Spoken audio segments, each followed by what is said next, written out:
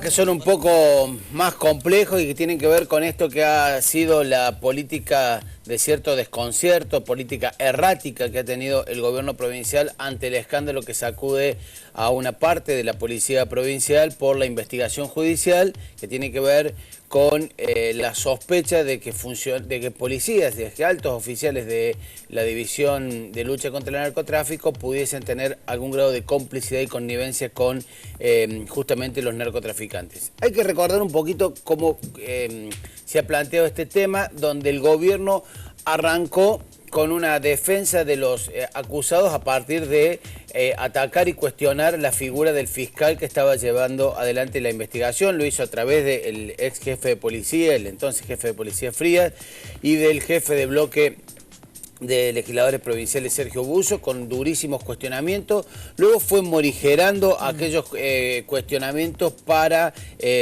plantear que debía actuar la justicia.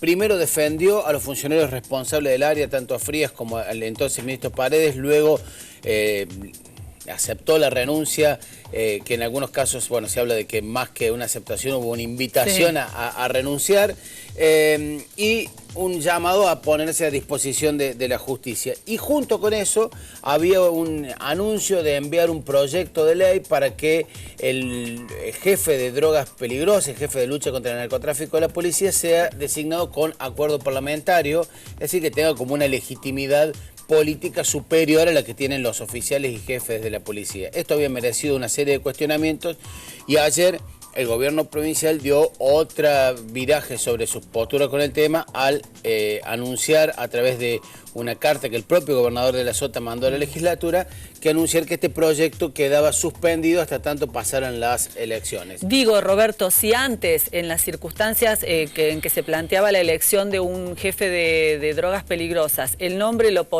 imponía de alguna manera el gobierno, y ahora va a ser lo mismo, solamente que va a utilizar la mayoría automática que tiene en la legislatura para que ese nombre sea aprobado, ¿no es pasarle la pelota del Poder Ejecutivo al Poder Legislativo? Había sido uno de los cuestionamientos, y era justamente lo que buscaba el gobierno, era decir, bueno, compartir las responsabilidades ante eventuales cuestiones que surgieran en un área tan Pero entre sensible. los propios, porque no debería tener participación la oposición si es una mayoría simple la que alcanza para... Sí, era justamente otro de los muchos señalamientos, uno de los que hacía la oposición, eso, que si se hiciera con una mayoría agravada de 2/3, ¿no?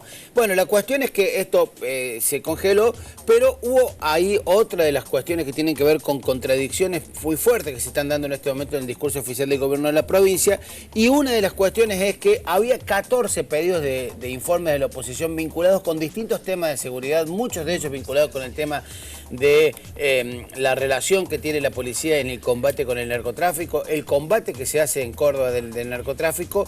El tema es que 48 horas después de que el gobierno prometió tener una absoluta transparencia con el tema de seguridad, decidió rechazar y archivar los 14 pedidos de la oposición, lo cual, digo, no se entiende. Si alguien quiere ser transparente y cuando la oposición le hace un pedido de informe, los rechaza, hay una cuestión ahí que parece sonar a cierta incongruencia. Mientras tanto y paralelamente se dio anoche en Córdoba una marcha en contra del gobernador de la Sota, convocada por redes sociales, con esta discusión que se da siempre cuando son, tanto para el gobierno nacional o el gobierno provincial, si son espontáneos o no. En realidad siempre hay alguien organizando y fogoneando este tipo de cosas. Bueno, pero el dato fue que la marcha tuvo una contundencia numérica que ni siquiera los organizadores esperaban. Se habla más o menos de alrededor de 5.000 personas que se congregaron ahí en el Patio Olmo, lo cual implica una señal política, más allá después que se discuta que si fueron movilizados, que si los partidos, que si la campaña o no, hay un hecho. Pero me parece, para cerrar, una cuestión para puntualizar.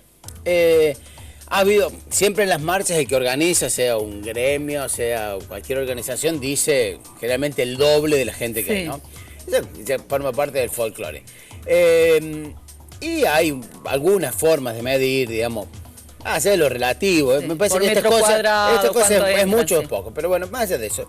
Ahora, más o menos había esto, de entre 5 o 6 mil personas ahí en el Patio Olmo. El informe de la policía de la provincia habló de 800. Digo, La policía de la provincia hace 48 horas le mandó un mensaje a la ciudadanía que iban a hacer todo lo posible para recuperar la credibilidad y que iba a hacer todo lo transparente y que la gente tenía que confiar. Lo más parecido al INDEC. ¿Cómo se puede confiar en una fuerza que te dice que hay 800 personas ahí en esta como ser foto que estamos viendo? Es complicado, digamos. O sea, para recuperar la confianza, algo hay que hacer. No estamos muy bien para contar, ¿no? Uno a uno, Exactamente. pero tampoco así con una mirada. Bueno, gracias. Bueno, nos vemos mañana.